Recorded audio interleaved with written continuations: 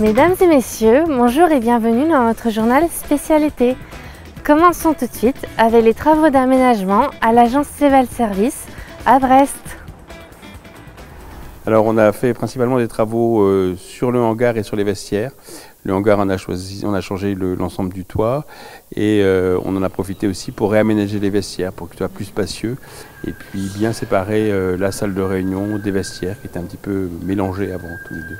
Ces travaux ont été décidés dans le cadre d'une commission immobilier dans laquelle il y a plusieurs salariés qui sont présents. Et donc on décide ensemble de l'ensemble des travaux qu'on doit faire sur l'agence. Alors les très gros travaux comme cela, mais aussi des travaux de moindre importance pour améliorer le quotidien, pour que chacun ait des meilleures conditions de travail. Donc avant, on y a réfléchi et depuis, on a effectivement des retours de personnes qui trouvent qu'on est quand même, l'espace est plus spacieux et on est quand même dans de meilleures conditions pour se changer chaque matin. Et puis avoir un hangar dans lequel il ne pleut pas, c'est aussi agréable. Dans le cadre du projet européen, 2 personnes ont effectué leur service civique en IME.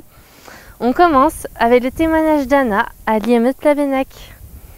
For me, it was an interesting experience because I was in a French environment and everyone was speaking in French. So first months, it was a little bit difficult to understand. We had some papers with pictographs.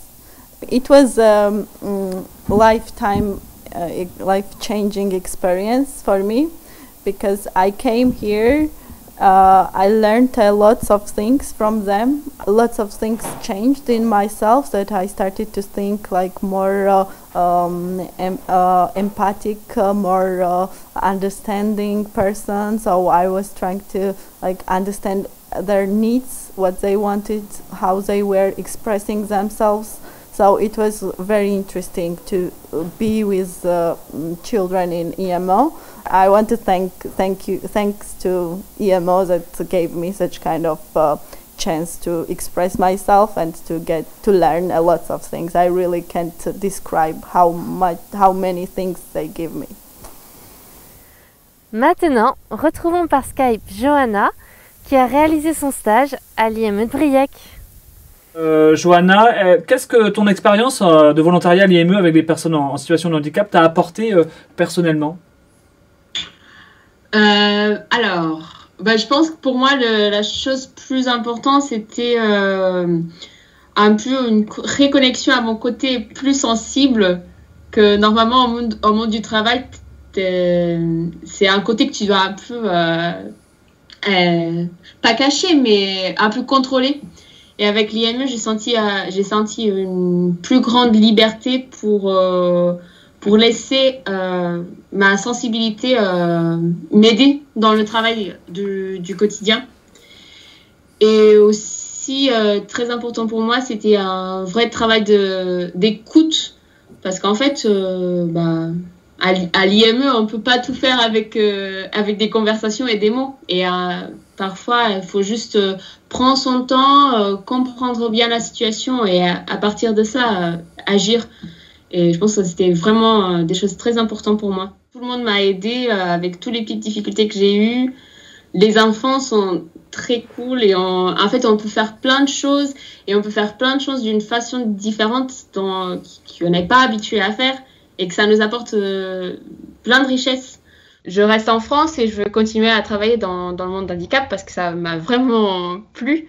Ouais, ça a changé mon avis professionnel aussi. Bien, eh bien merci Johanna. L'outil Familéo a été mis en place, un concept permettant de maintenir le lien entre les résidents et leur famille. Alors en fait, chaque résident a donc un abonnement avec un code personnel pour chaque famille.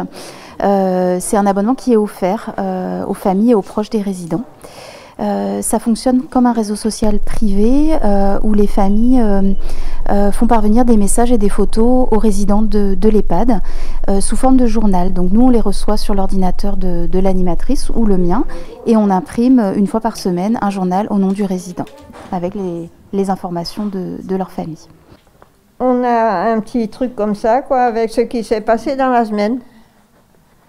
Voilà, et celles qui veulent, eh ben, en demandent aussi, quoi. Puisque leur nom est dessus, là.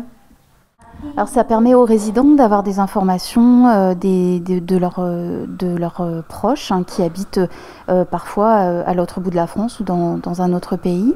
Ça permet aussi pour l'EHPAD de transmettre des informations puisque ça va dans les deux sens en fait. Donc notamment dans la période du confinement, on a pu transmettre des informations sur l'organisation de l'EHPAD aux personnes qui avaient activé leur abonnement familiaux.